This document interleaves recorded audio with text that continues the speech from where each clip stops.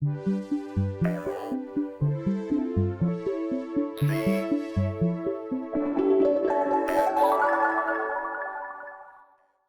LZX Diver is a waveform visualizer and an advanced ramp generator. It can be used with no input at all to generate ramps for further processing in your system, but it can also be used to convert audio rate signals into more complex ramps. So without further ado, let's dive right in. Diver has a number of different banks, selectable with the Bank Select tool. In this demo, I'm still working with a beta version of the firmware for Diver. When the module is ready to ship, there will be a number of additional banks and modes available. There are two fundamental modes that Diver can be used in, as a ramp generator or as a waveform visualizer. Let's start by looking at the ramp generator. I'm going to take the H plus V ramp output from LZX Diver. I'm going to tap the Bank Select button quickly to confirm that I'm on bank slot 1. You can see here a basic H plus V ramp, similar to that you would get from Cortex. If I switch through the different outputs, you can also see an H minus V ramp, a horizontal ramp, and a vertical ramp. These can obviously be combined for further processing. I'm going to go to the H plus V ramp, and I'm going to use a keyer to make the shape a little bit more obvious. So now, as you can see, we can sweep through this ramp just as we would with a ramp from the Cortex. If I push the Bank Select button, I can toggle through the different ramp shapes.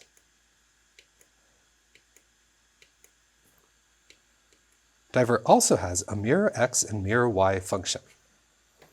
So as I mirror these, I get different mirrored variations of those ramps. And again, selecting the different banks is going to give me different shapes. We also have horizontal and vertical phase controls. So as I slide through,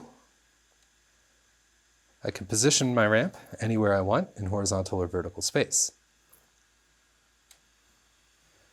Of course, I can also voltage control these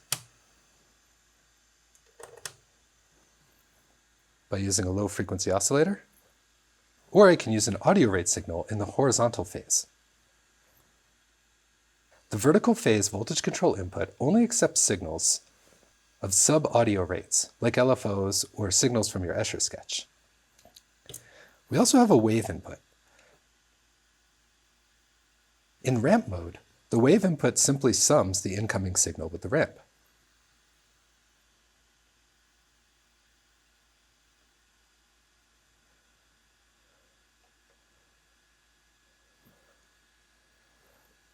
And we can adjust how much or how little of that effect we want. The wave input plays a different role in the waveform visualization modes. We'll get to that later. We also have a scrolling function for X and Y. These are similar to the scrolling function on the Memory Palace. So if I turn scroll on, my slider now controls the speed of my scroll.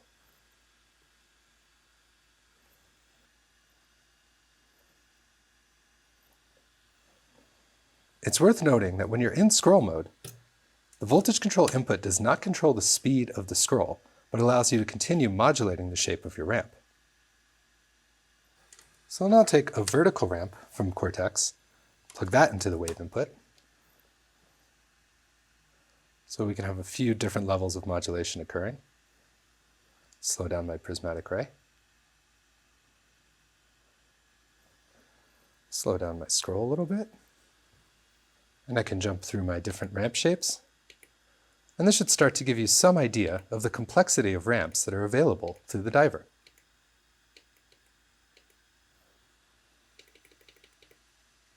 And of course, if we view these ramps in grayscale, you can start to see how these would be perfect fodder for something like a staircase, navigator, or other expedition modules.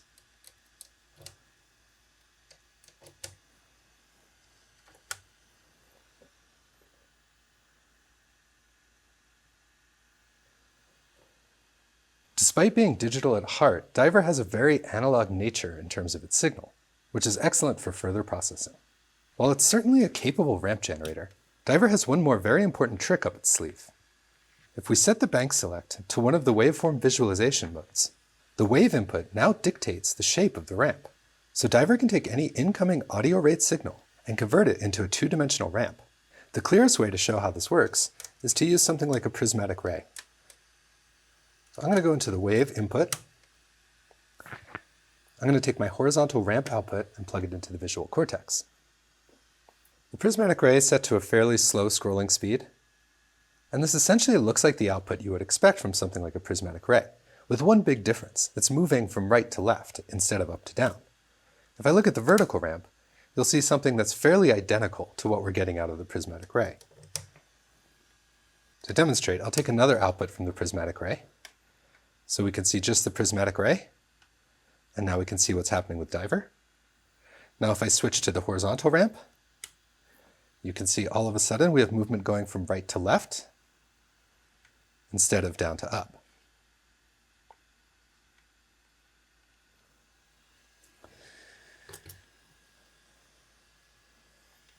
If we look at the H plus V ramp, we now get a mix of both of those signals. If we go into a keyer,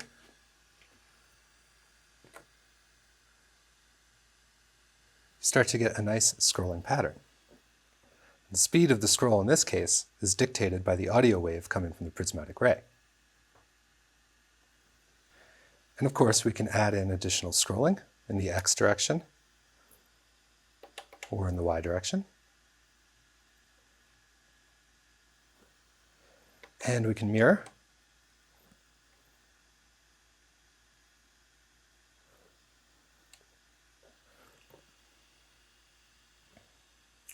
We also have an invert button, which simply inverts the output signal. And we have a freeze button. The freeze button is pretty neat because you can use it to freeze the incoming signal. So if you have a very chaotic audio signal, like say an entire track, it can be nice to just momentarily freeze the waveform to calm some of the chaos. You can also use a trigger input and assign it to any of these buttons. To do that, you hold down the map button, push the function that you wish to trigger, and release the map button. Now this external trigger signal will effectively launch any of those buttons. There's also a restore button, which sets all of your settings back to their default state. So those are the basic controls and functions of Diver. So now that you have some idea of what Diver can do, let's look at how we would use it in a more advanced patch. In this patch, we're going to look less at achieving a specific outcome and more just exploring some of the different options Diver gives you in a pattern or shape synthesis context. Let's begin by looking at the H plus V ramp in our visual cortex. I'm going to turn mirror X and Y on. All the other buttons are switched to off. And I'm going to start with a basic circle ramp. So that I can see what I'm doing more clearly, I'm going to use a doorway. Keyers and ramps are perfect partners. So as I adjust through my threshold, I get a circle. Softer or harder. The next thing I'm going to do is apply a prismatic ray to the wave input on my ramp. Because I'm in ramp mode, this wave input simply sums the incoming signal with the ramp. So now we start to get a wiggly circle. I can change this frequency.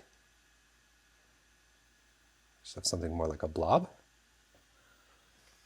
So now I can take the H minus V ramp and use this to drive something else, like a staircase. I'll take that output and we'll go into a different color channel. And obviously, if you've ever played with ramps before, you know how powerful they can be. It's the heartbeat of your entire patch. It's very easy to generate interrelated shapes and patterns when starting from a ramp. I'm going to add a little bit of horizontal scrolling.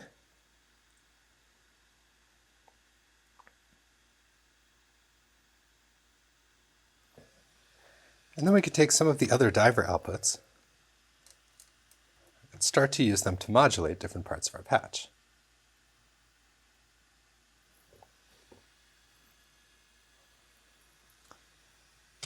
I'll take the horizontal and see what happens when we go into the keyer threshold.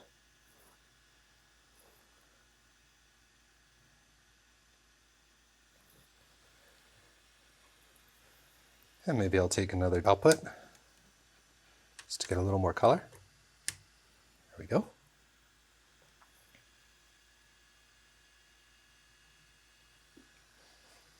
And I can increase the wave input. Get a little bit of a more complex signal.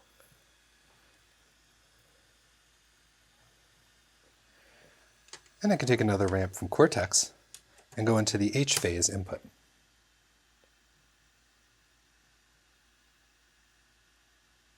Start to get some other wiggles.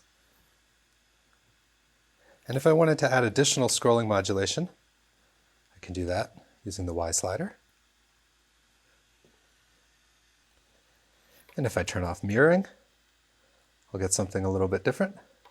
I can mirror in just the Y or just the X dimension. Turn them both on. And I can start to jump through the different banks, and we'll start to see different shapes.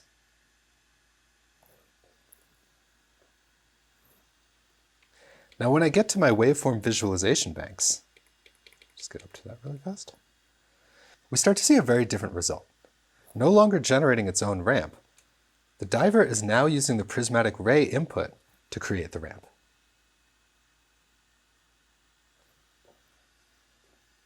I'll turn X and Y scrolling off so you can see a little bit more clearly.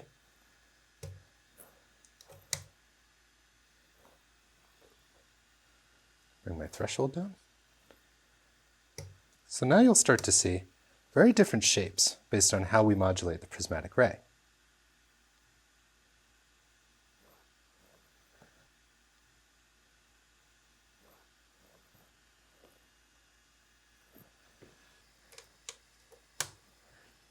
And of course, we can begin to modulate these.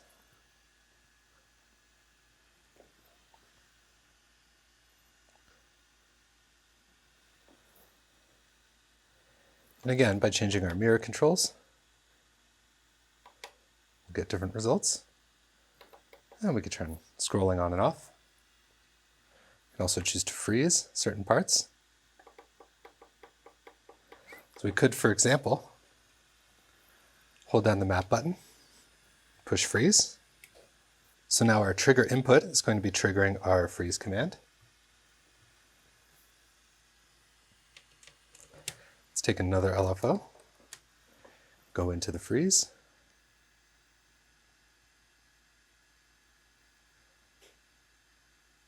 So in this case, the LFO is effectively freezing the audio waveform input into the diver's memory. This allows you to create a number of really cool tempo synced effects. And in our next patch, we'll look at using an external audio signal from a synthesizer to do a similar effect. In this final patch, we're going to look at using an external audio input into Diver. This is one of the most exciting features of Diver, as any external audio waveform can be sampled using the wave input. This can then be used to draw a ramp. To begin, I use my Bank Select button to get to the audio input mode. I'm taking the output of Diver into one of the ADC inputs on Fortress so you can see the ramp shapes more clearly. To demonstrate how this process basically works, I'll first show you again using a prismatic ray as the wave shape. So the triangle wave coming from my prismatic ray now draws the waveform that's represented as a ramp by Diver. If I go back to the horizontal ramp, I just see vertical bars. If I go to my vertical ramp output, I see horizontal bars. If I go to my H plus V output, I see the combination of the horizontal and vertical ramp. Using something like a prismatic ray gives you very fine control over the kind of patterns and ramps generated by the diver. However, you can also use any audio source for this purpose. So for this patch, I'm going to take an external signal. This is coming from a Roland TB03 synthesizer. As I start the audio output on the synth, you'll begin to see the shape represented as a ramp. This is now drawing in the X and Y directions. If I look at just the horizontal ramp, or just the vertical ramp, I'll see the related bars. Back to H plus V. If I push the freeze button, you can see it freezing the audio waveform at that moment in time.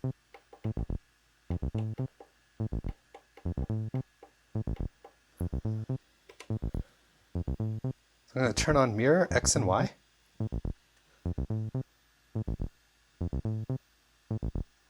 And you can see as I attenuate this wave input, start to get more or less signal. And as I change my audio source, we'll get very different patterns drawn from the ramps. So if I make the shape more complex, or if I make it more square, we'll start to see more squarish shapes. Give this a little bit more. And if I smooth it out, or start to lower the cutoff frequency, we'll start to see smoother shapes.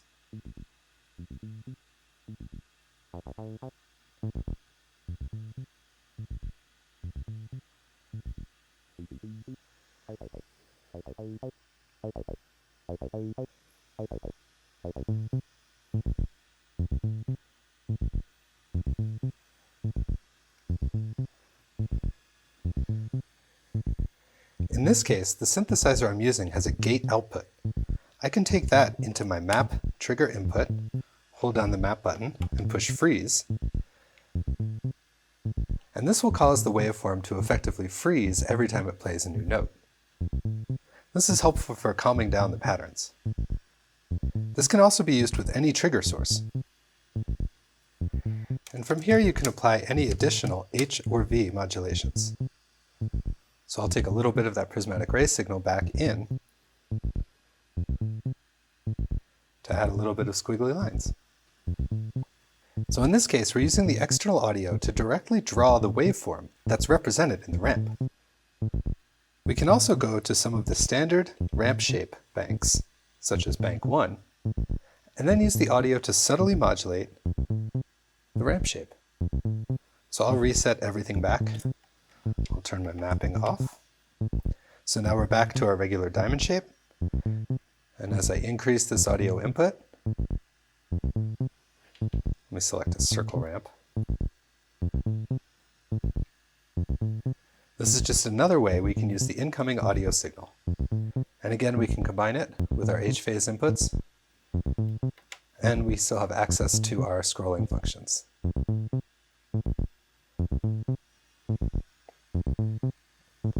So hopefully that shows you a little bit of what you can do with Diver. If you're the sort of person who uses the Cortex ramps in a lot of your patches, you're going to absolutely love the complexity that Diver can add to your system. And with the firmware still being finalized, there are likely to be a few other new tricks up its sleeve. Thanks for watching, and as always, please leave any questions or ideas for future videos in the comments below.